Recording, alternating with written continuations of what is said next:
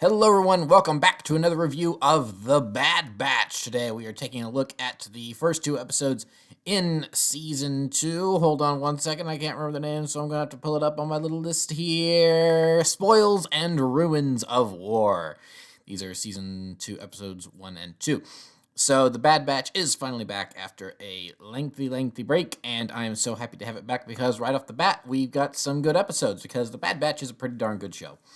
Not perfect, as we'll get into here in a second, but it's just really good to have them back. I think it's pretty clear in my reviews of the first season. I really like these characters; they're fun, archetypes they may be, and also this show is just really good at exploring that aftermath era of post Clone Wars, but pre like the Empire that we know it in A New Hope and Rogue One and Rebels and stuff. I mean, this is the very nascent, it's in its very early stages Empire, right after Palpatine is taking control, and it's really cool to see see that because most of the stuff we're used to is stormtroopers everywhere and walkers and all this stuff, but there's not really any stormtroopers yet. There's no TIE fighters. There's no regular Imperial era Star Destroyers. It's all Venators and stuff still.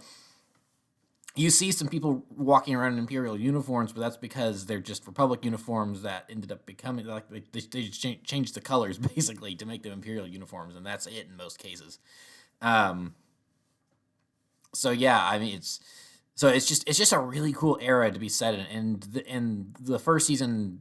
One of the things the first season did so well is carrying on some plot points from the Clone Wars that didn't get resolution in that show, or did get resolution, but it's just interesting to see. Okay, that was really a really cool story for this season, for this show. But what about after the fall of the Republic and the rise of the Empire? How does that affect them then? And so we saw little bits of Onderon and Baraka. So like immediately following the Clone Wars, Venators are already being stripped for parts and melted down and stuff, and just all this other stuff that was really interesting to see. And we're continuing that right off the bat, is that these first two episodes take place primarily on Serenno, which of course is Count Dooku's homeworld. So very interesting for them to immediately go to Serenno at the beginning of the season. I thought that was going to be like a mid-season thing, but no, just right off the bat, they're going to Serenno. We get an action scene in Count Dooku's throne room. Obviously, it's seen a little.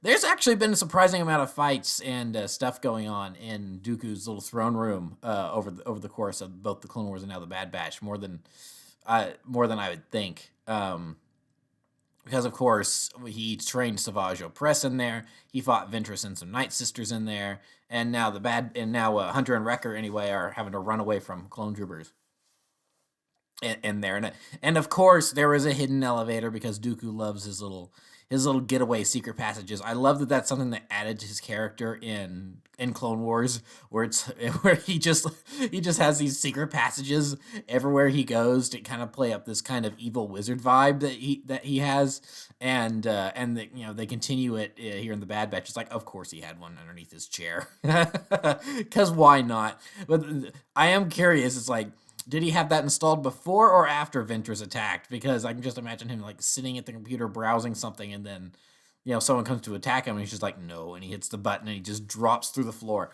Of course, he didn't get the chance to do that when Ventress and the Night Sisters attacked. But it's funny to think about. It's like, did that attack happen? And he's thinking to himself afterwards, like, okay, first I need to get that window replaced because I just shoved people through it. Second, I need to put a trapdoor in my floor underneath my chair so I can make a fast getaway should this happen again. It's just kind of funny to think about that.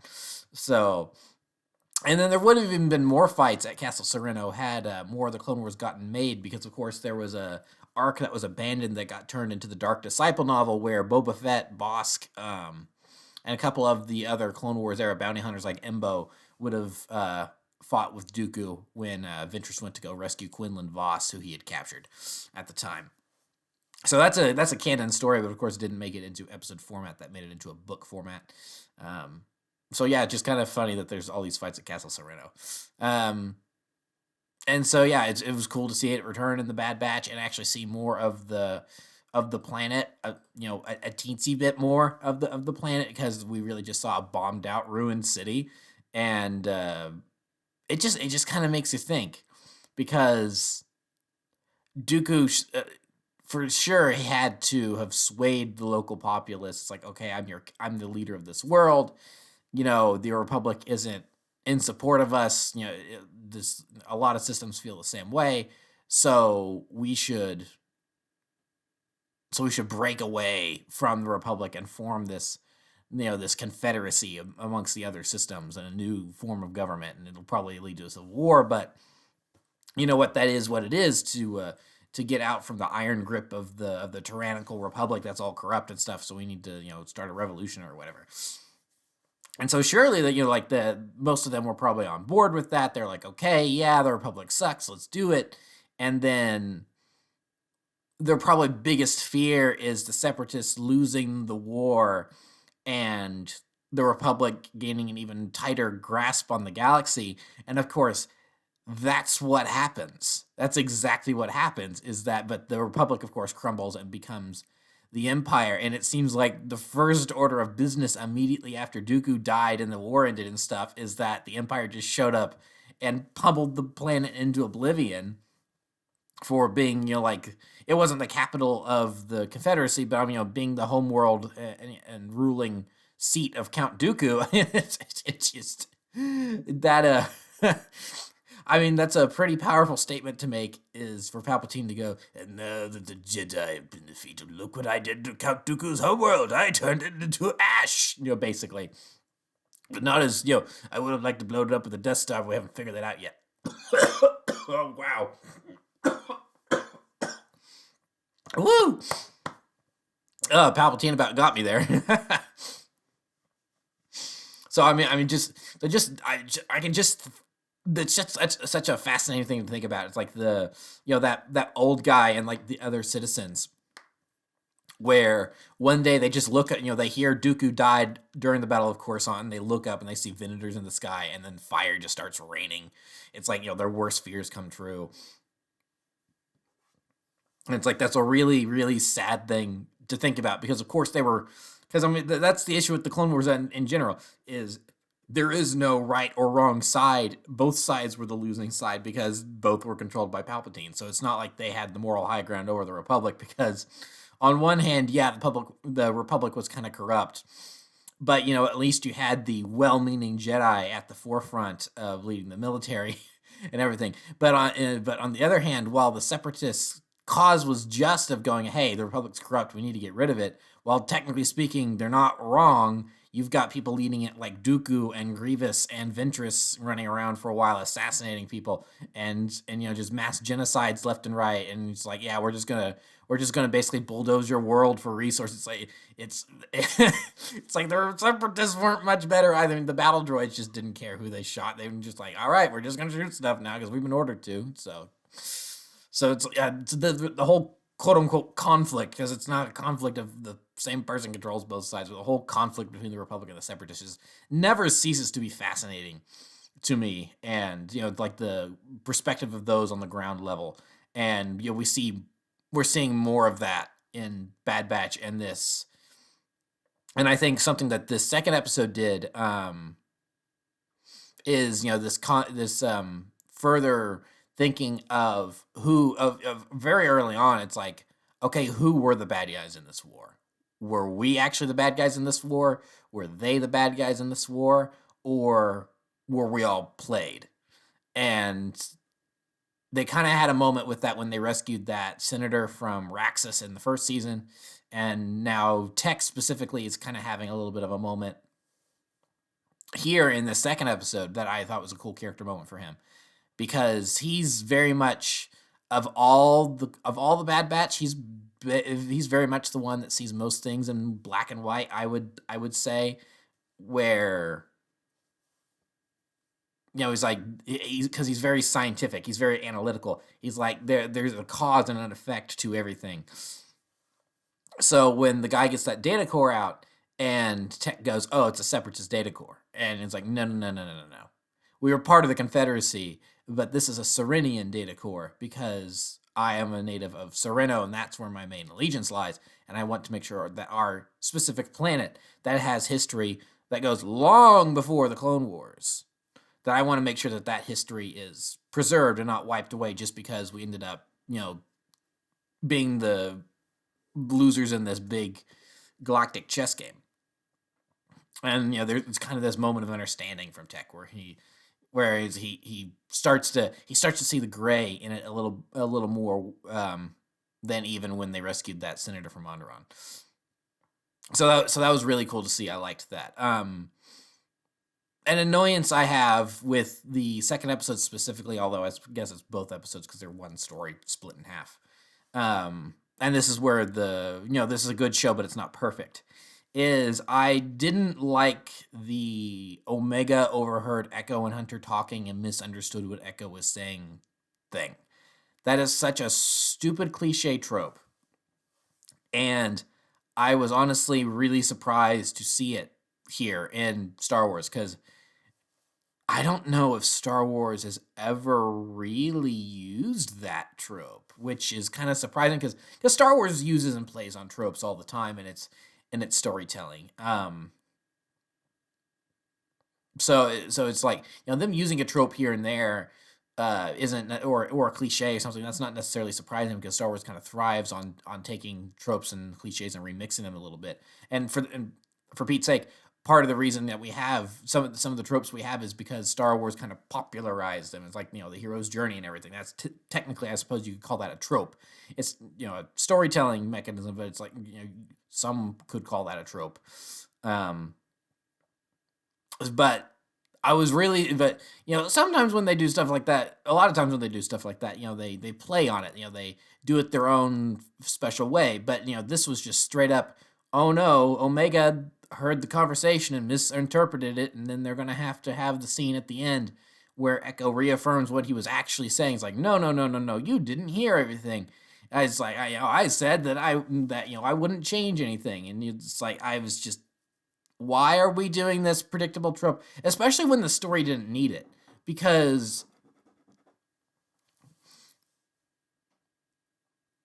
I would have been okay with Omega overhearing the conversation and listening to that, and then thinking only about the importance of, we need to get as much of this cash as possible from the war chest so we can, live better lives. And that, and her wanting to help out her brothers and the squad and everything, and that, driving her.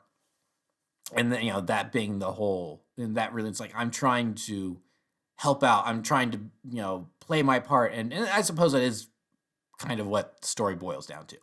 But, but specifically, I want to do my part and help out and be a member of the team just for that, and not because she thinks she's a burden because she overheard something Echo said and didn't quite comprehend what he was completely saying.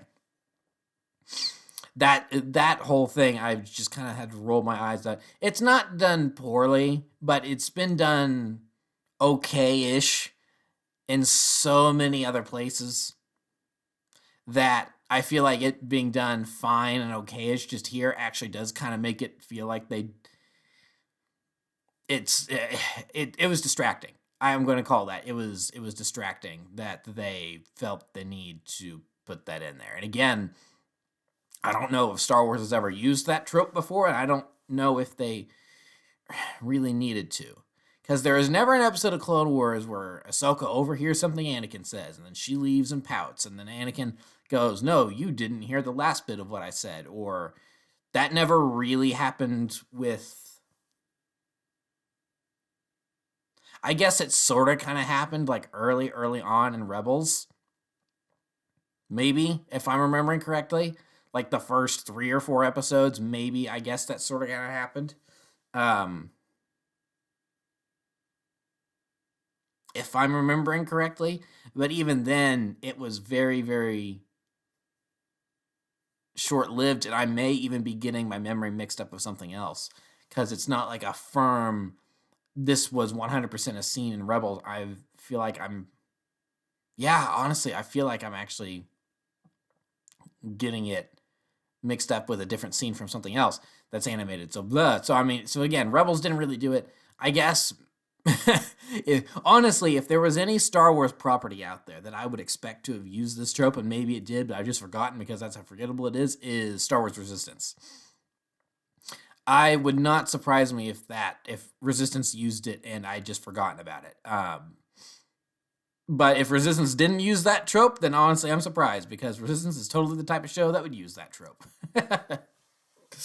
So yeah, that whole thing was kind of annoying, and I don't think the story needed it. It would have played much better if it was just a simple, hey, I know how important this is to the rest of the squad, so I'm going to try my hardest to make sure that we try to get this, to try to get this war chest, even if it, I'm going to make sure to risk life and limb to do that if that's what's necessary.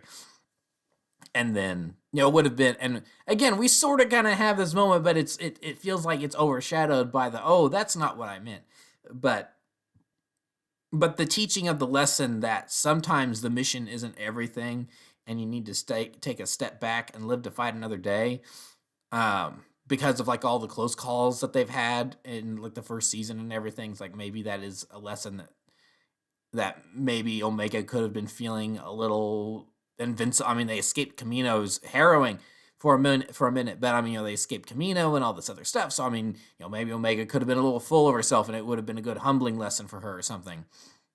Where it's like, hey, sometimes we're not always going to win. We need to take a step back and just make sure to live to fight another day instead of actually completing the mission. And it's like, it's not great that we didn't get this stuff, but it's like there's going to be other opportunities for us to, win our freedom or whatever. So I feel like that part of the story could have definitely been handled a little bit better, but I mean, it's the first 2 episodes in a season. It's a little lighter to kind of get us started and everything. There's a lot of looks like, just from thinking about the footage that's in the trailer, it's probably a lot of juicy stuff coming up that I'm really looking forward to.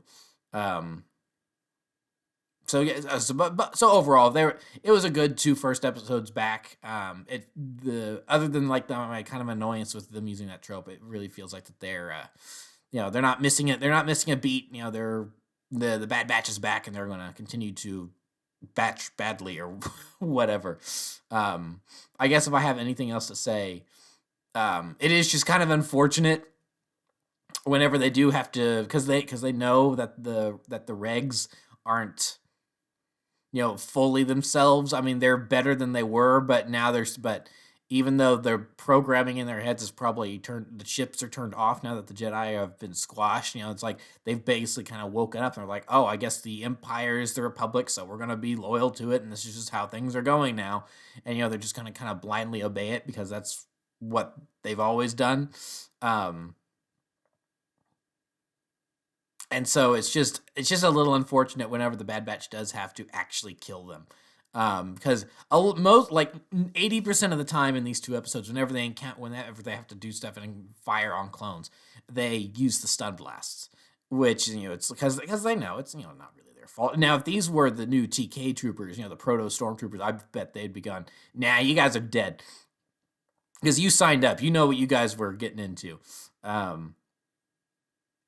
But no, they're using all these stun blasts on the clones, except when things get really dire and like it actually becomes like it's either us or them, and then they get a little more violent, and it's like, oh wow, no, they definitely killed some clones here, and it's unfortunate because Wrecker gets that, there's a couple shots where it's like, okay, that guy probably is just like knocked unconscious, he's got a concussion or something. It's like, no, that V-Wing pilot.